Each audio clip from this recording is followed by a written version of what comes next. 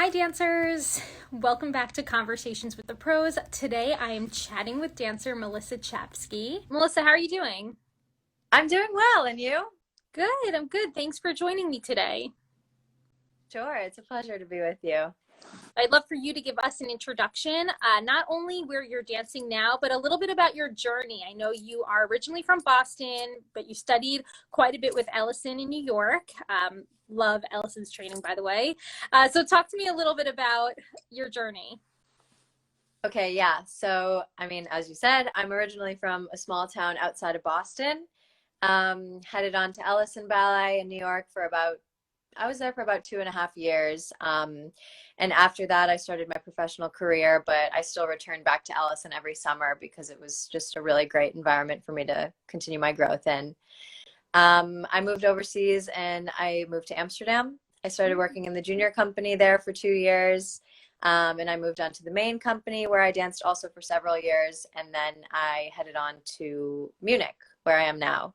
And I danced for the State Ballet of Bavaria, which is like in the south of Germany for anyone that doesn't know. Aside from that, during my pre-professional to professional career, I did a couple of international ballet competitions, two of which I was at Ellison while I was training for those. Um, yeah, that's pretty much my dance career. Is there something else I should add? No, it's perfect, but I definitely am going to break down a little bit to ask some questions within that. So you went abroad at a pretty young age, or am I wrong about that? I was 18, yeah, when I moved to Amsterdam. Yeah, that's pretty young to basically be on your own. Although, were you somewhat on your own when you moved to New York to study over at Ellison? I was on my own. I didn't have any family living with me. The first year I lived in the dorms with like probably around 11 other people. Mm-hmm. And the second year, since I got to know everybody, I found an apartment with two other girls. And so Mm-hmm. that worked out well for us. I mean, Ellison always was like a super loving environment, and we really all got along as family. I guess you can really call that luck because I don't know if that happens anywhere else. But for us, it Mm-hmm. was a really great, yeah, support Yeah. group. Yeah, that's great. That is very helpful when you are young, 16, 17, living in New York City, a big city by yourself. Um, Now, having had that experience, I guess, helped you when you eventually did go abroad. But talk to us a little bit about that shift, having to pretty much submerge yourself in a new culture. I am curious to hear how it was in regards to putting yourself in a new culture. And then I kind of want to hear about like how you dealt with the new cuisines, new foods, and learning how to feel your body differently being in a new place versus being in the US. Sure. So when I moved across the ocean, I lived with one other girl that I became best friends with, which I guess is also quite lucky. Hmm. But definitely different than like a dorm environment or living with a lot of people because like we had our own apartment, which I did the last year of Ellison, but it was still very close to the school. But again, like Holland is a very safe country. Everyone Hmm. has bikes. It's very like the area that I lived in was very residential. So I really didn't feel nervous about anything. And adjusting was okay because the junior company was just 12 of us and we were all quite new to each other. So we didn't really have a choice because we were going to be together all day long. We had to adjust to each other and we had to learn to deal with each other because these were the people you're going to be dealing with. That's it. There's no one else. I mean, we did work with the main company every so often, but the junior company was really all 12 people together all the time. Yeah. Um, yeah, and then the cuisine, I mean, maybe some people would beg to differ, but for me, like Dutch doesn't really have a strong cuisine. Mm. There's nothing like German culture is different because they really have their like strong German foods with a lot of lard and fried stuff and cheese and meats and whatever. But Holland was kind of just like a mix of things. And right now, I think it's a very young living space. So Mhm. they want a lot of trendy bars and cafes and I don't know. There's a lot of options because it's just like a very diverse city at the moment, I think. Yeah. Was it ever challenging though to, fuel your body as being young, being on your own? having to navigate a new, not just a new space, but a new country? Or were you able to more kind of just go with the flow, and were you able to figure things out? Well, personally for me at a young age, and maybe it was because I had those 2 years in New York, which is like a crazy loud city. Um, I was always that friend or like that girl in the group that was like, oh my God, let's do this, or let's go like 1 in the morning, get a milkshake or whatever. So at a young age, I was really like crazy with food. And I loved in New York trying all the new things and going out. And then Amsterdam, it kind of just continued on. And that was also like kind of humorous for everyone around because I was always like, oh my God, there's like a cool restaurant over there. Let's go try it out. So at a young age, I never had any issues with fueling my body. I definitely ate probably more than I even needed to, but it was, yeah, it was okay. Yeah.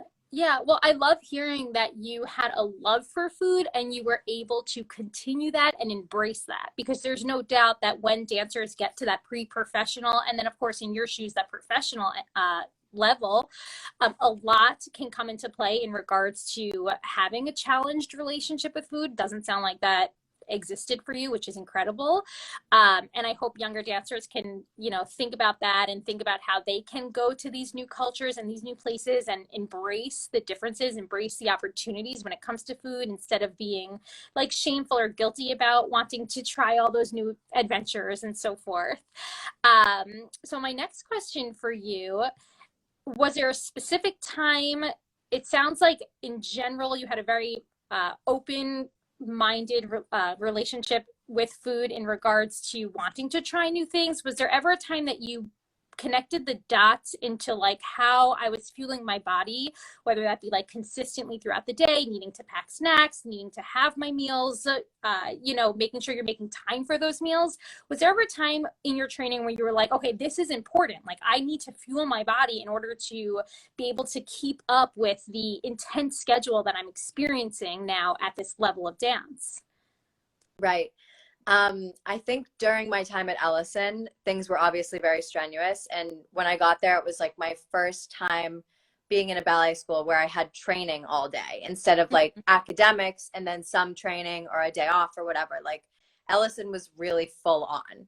So I wake up in the morning, I need to make sure I have enough food to get me through the day, bring plenty of snacks because my legs won't even get me somewhere to get a snack at 1:30 when I have a small break. Yeah. And then at the end of the day, I always made sure that I had enough to fuel me and like sometimes that was even electrolytes or whatever, depending on how heavy we really were working. Like also depending on repertoire, because if something wasn't as hard, but it was still a lot of work, then okay, maybe you're not so sore, but another piece, I don't know what it is, some contemporary creation, maybe it's really strenuous. And that's another thing that you have to like really look out for sore muscles or injury or whatever.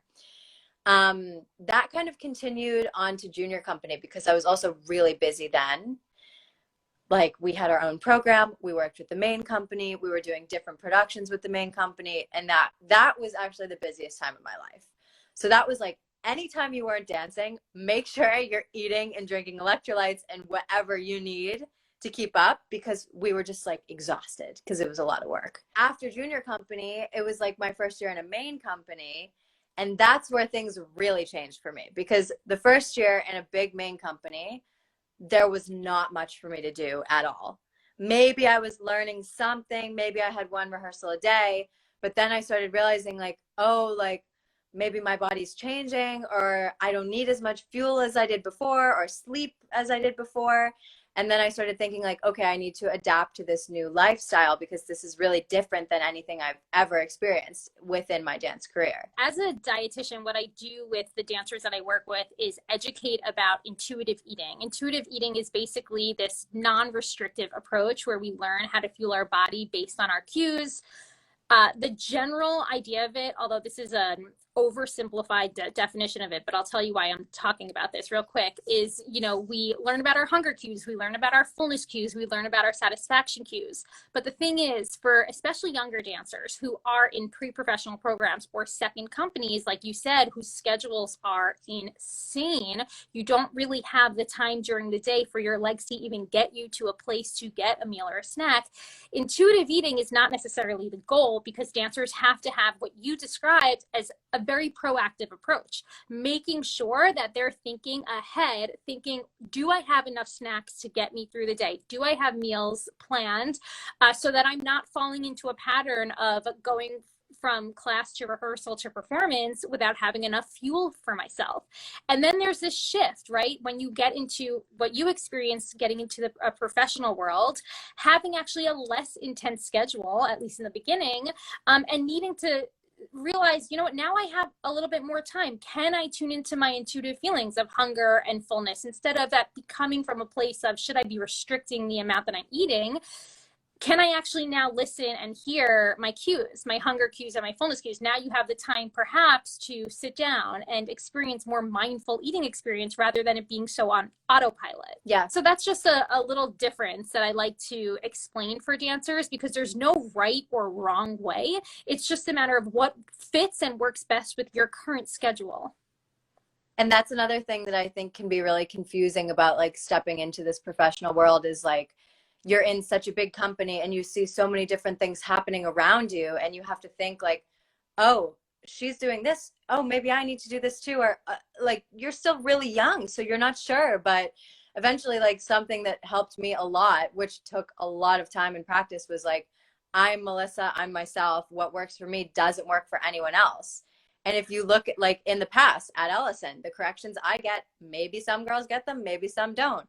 The way that I develop is unique to myself. It's really individual. You can't follow what other people are doing, because we're all ourselves. Absolutely. What a good point. And I love how you're relating that to corrections in class. At the end of the day, even with food, every dancer, their needs are different. And what tends to happen, especially whether it's more in the pre-professional realm, when you're with those dancers 24/7, or perhaps in the professional world, the comparative thoughts that trickle in inside the studio, especially around meal times, especially around food, can become overwhelming. And it's so important for a dancer to put their blinders on, in essence, and remember, like you said, I'm Melissa, this is what I need. Yeah. And again, like, your question of, do you think it's more pre-professional or professional? Like, that I would say I can't even answer, because everyone's so different, that maybe somebody has been dancing since they're 11 and they start having weird feelings when they're 15. Or, for example, me, I only started attending Ellison when I was 16. So I was kind of in this like euphoric New York City phase, and I was like, this is great, I love life, like, nothing's wrong. But yeah, I guess the other thing that's important to realize too is, like, dancers often tend to think that the problem comes from within themselves, but it could also be that you're in the wrong environment too. Like, for example, if you feel stuck and you feel down for so long and you're really trying to work on yourself and focus on balance and what's best for you, and then you think, maybe I need to change something, and you move to a different school, a different company, a different summer program, whatever, sometimes that can really work out to your benefit in the end, because you didn't realize that, like, just being in some other form of environment is just better. Like, it's even hard to explain, because there aren't any specifics, just like the ideals of other people, the ideals of the company, the work schedule, the repertoire, like, anything could affect that feeling of change. Yeah, I think that is such a great point. A lot of dancers don't really want to hear that. And it's a very important thing to have to hear in regards to, it is hard. It's scary too, because sometimes when we are in an environment that might not be the best environment for us, it's hard to see while you're in it. And a lot of dancers, like you said, could feel, well, maybe it's me, like, I'm the one that has to change. I should be changing my food habits. I should be exemplifying more control around food. Or, you know, this is where we see a lot with disordered eating being born. Very often it has a lot to do with the environment, and sometimes changing that environment, whether you are a student or a professional, could be that major factor that can play a huge role in pushing you forward and into where you want to go with your goals. For sure. And I think it's also tricky, because at that point, your confidence, isn't the highest. Like, you're definitely feeling lower about yourself. So you're like, how am I going to get myself out there and show the dancer that I want to be when I'm having these feelings? So that's why I talked about, like, going into yourself and thinking like, what's important for me? What do I value in ballet? What do I value in life? How can I feel balanced to get the most out of myself and fulfill myself? Like, is this meant for me? Is this not? Or what am I really looking to dance or not to dance? A lot of dancers had to make these decisions when COVID hit already 2 years ago. I am curious how your experience was with COVID. You were abroad, so did you come back for that time? So actually, it was a really complicated time for me because I had just decided that I was going to make my move to Munich. Hmm. And everything was all set to go. And then the borders closed like days before I was supposed to move here.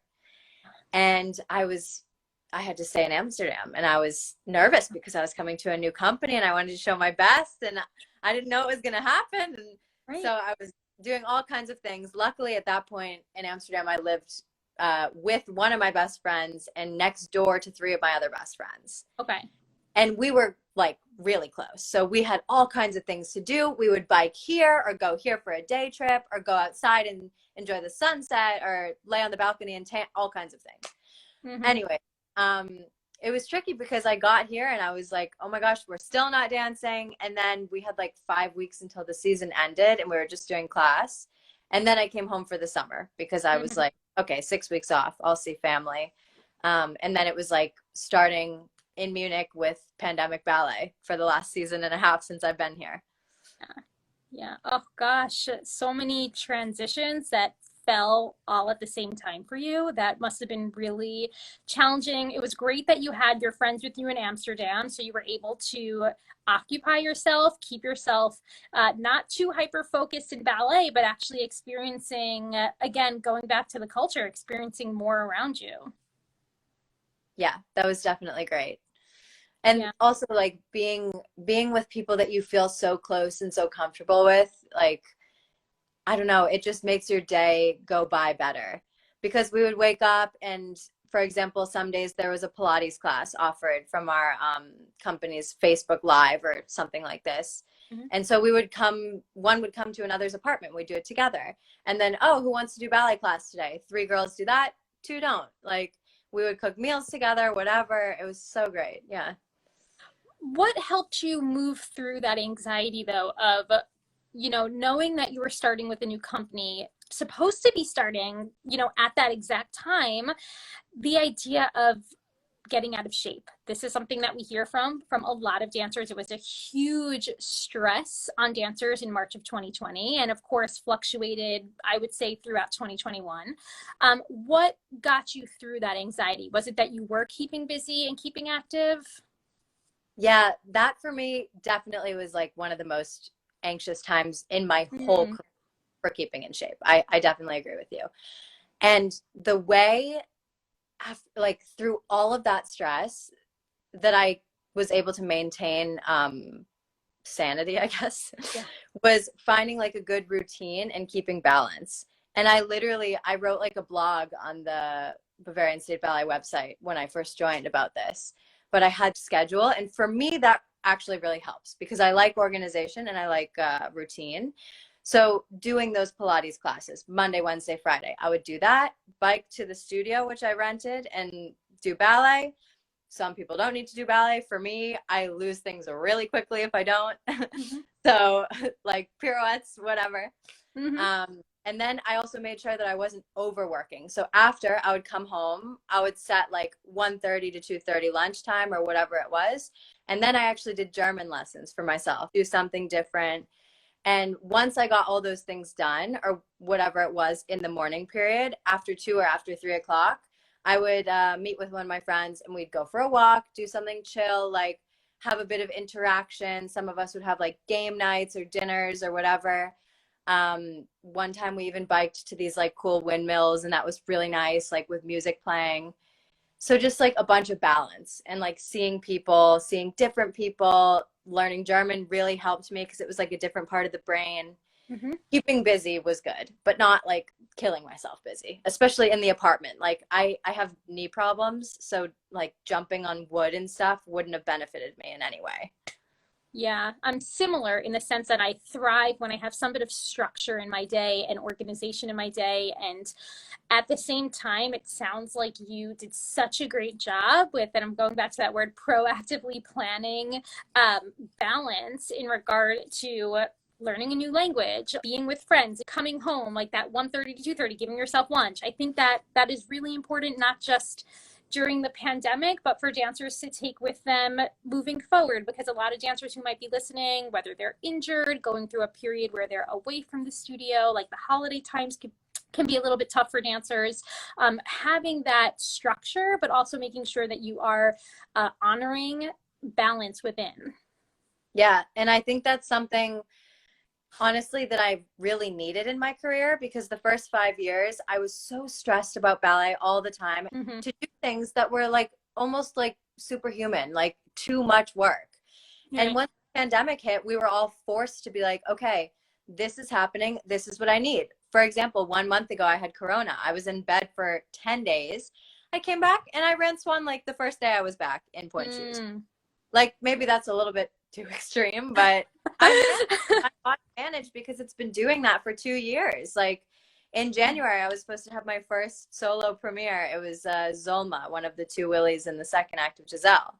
Mm-hmm. And everything got canceled because somebody had COVID, and I had been working for months, and then I had like a few days to come back and prepare it for the show.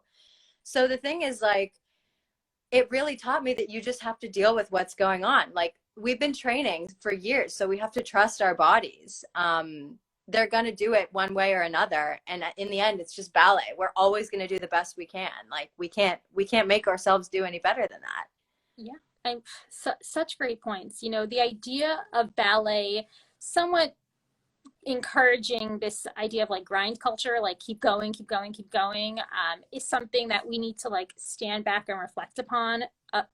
Is that really benefiting us, or is that leading to burnout? The pandemic was the best test for that. So many dancers that I've spoken to, I started these conversations on March of 2020, and it has been incredible to hear the progress over the past 2 years of dancers saying exactly what you're saying, which is like, you know, ballet is great, we could take it seriously, but we also have to give ourselves grace, laugh about it a little bit too, you know what I mean? Like, make room for way more to support our emotional and our mental well-being, right? Not only about like the physicality of ballet.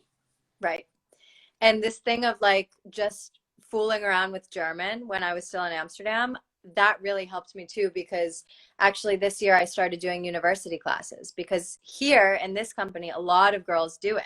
And I was Mm. always like, how do they do it? What if they get stressed out? What if it's too much? But I decided to start with one class in the fall, and I loved it, because even if ballet was going badly or casting was badly or I felt terrible or whatever, it was like I had to come home and I had to do my math homework, and that was something else that was achievable. So it was really nice to be working towards something else while I'm still pursuing ballet, because like as much as we love ballet, it doesn't always love us back sometimes.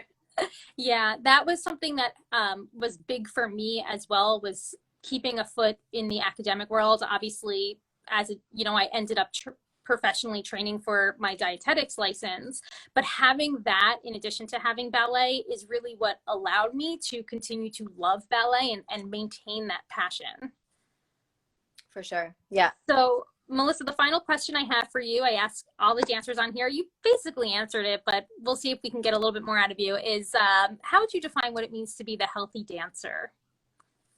I guess for me, the main thing in general is balance, and like keeping aware of how you're feeling, so Mm-hmm. that if you feel unbalanced, you do something about it. You don't just become a victim of it. Because, like I said, this switch of companies I had, it took like a lot of courage, obviously, to move away from friends for this or that, whatever.